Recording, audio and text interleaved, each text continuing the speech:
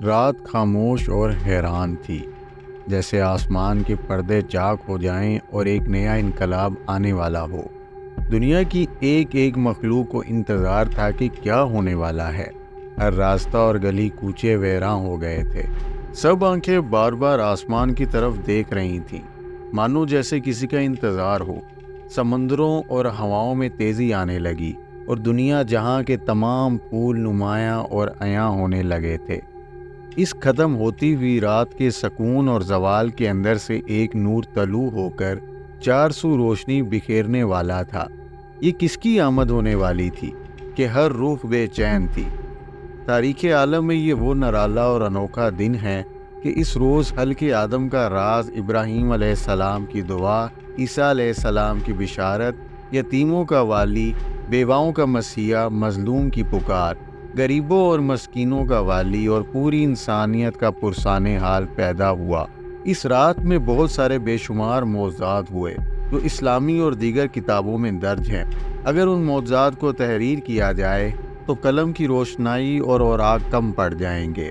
نبی صلی اللہ علیہ وآلہ وسلم کی ولادت سے قبل عرب میں خشک سالی تھی اور کھیتوں اور سرسبز شاداب وادیوں میں خاک اڑ رہی تھی۔ لیکن جس سال نبی صلی اللہ علیہ وآلہ وسلم اپنی والدہ کے حمل میں آئے تو اچانک دنیا ہی بدل گئی۔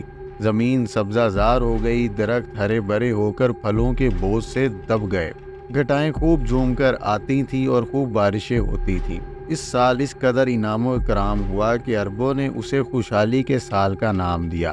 نبی صلی اللہ علیہ وآلہ وسلم کی پیدائش سے قبل عرب کے نجومیوں میں نبی صلی اللہ علیہ وآلہ وسلم کی پیدائش کا چرچا عام تھا، اور اہل کتاب اپنی کتابوں میں جس آخری نبی صلی اللہ علیہ وآلہ وسلم کے مطابق پڑھتے آتے تھے، انہیں احساس ہو گیا تھا کہ اس نبی کی آمد کا وقت قریب آ چکا ہے۔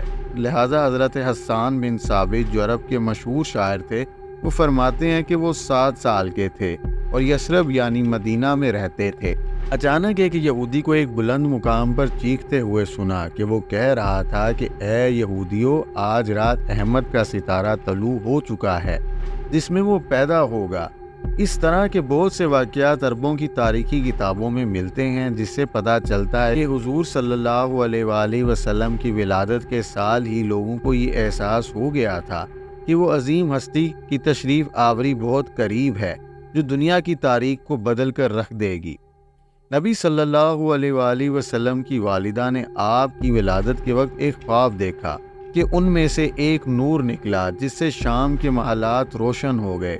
لہٰذا جب حضور اکرم صلی اللہ علیہ وآلہ وسلم پیدا ہوئے تو ان کی والدہ سے ایسا نور ظاہر ہوا جسے مشرق و مغرب کے درمیان ہر چیز روشن ہو گئی، اور وہ نور اتنا روشن تھا کہ حضرت بی بی آمنہ نے شام کے شہر بصرہ کے محلات دیکھ لیے۔ حضرت عثمان ابن ابی عاص رضی اللہ تعالی عنہ سے روایت ہے کہ میری والدہ اس رات حضرت آمنہ کے پاس تھیں جس رات حضرت محمد صلی اللہ علیہ وآلہ وسلم کی ولادت ہوئی۔ میں گھر میں ہر طرف روشنی اور نور محسوس کرتی تھی، جیسے ستارے قریب سے قریب تر ہو رہے ہوں، یہاں تک کہ مجھے گمان ہوا کہ یہ میرے اوپر گر پڑیں گے۔ جب آپ صلی اللہ علیہ وآلہ وسلم کی ولادت ہوئی تو خانہ کعبہ نور سے منور ہو گیا اور ستارے زمین کے قریب ہو گئے۔ فرشتوں نے آہستہ اور اونچی آواز سے اعلان کیا، جبرائیل علیہ السلام بشارت لائے اور عرش خوشی سے جھوم اٹھا۔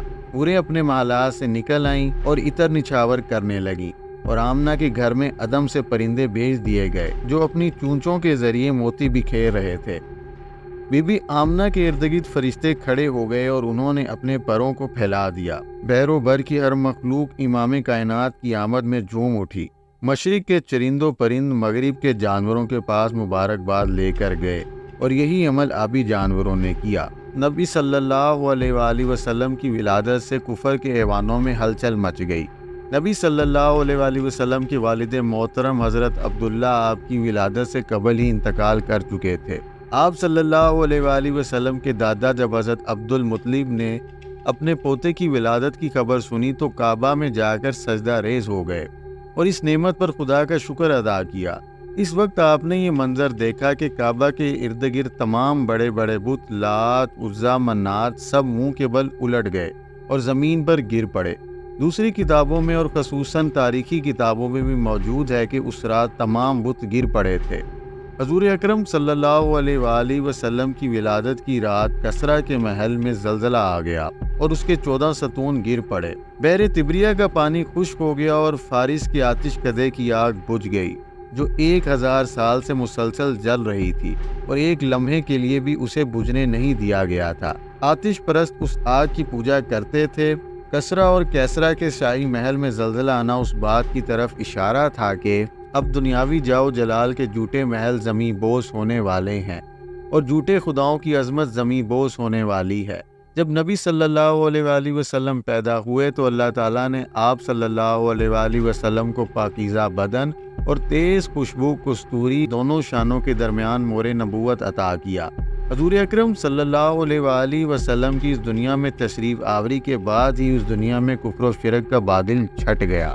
وہ نبیوں میں رحمت لقب پانے والا، مرادے غریبوں کی بر لانے والا، وہ اپنے پرائے کا غم کھانے والا، غریبوں کا مولا یتیموں کا والی۔ خواتین و حضرات، یہ تھی ہماری آج کی ویڈیو۔ اگر آپ کو ہماری ویڈیو پسند آئے تو لائک اور کمنٹ ضرور کیا کریں تاکہ ہماری حوصلہ افزائی ہو سکے، اور اگر آپ چینل پر نئے ہیں تو ہمارے چینل کو سبسکرائب کریں۔ شکریہ۔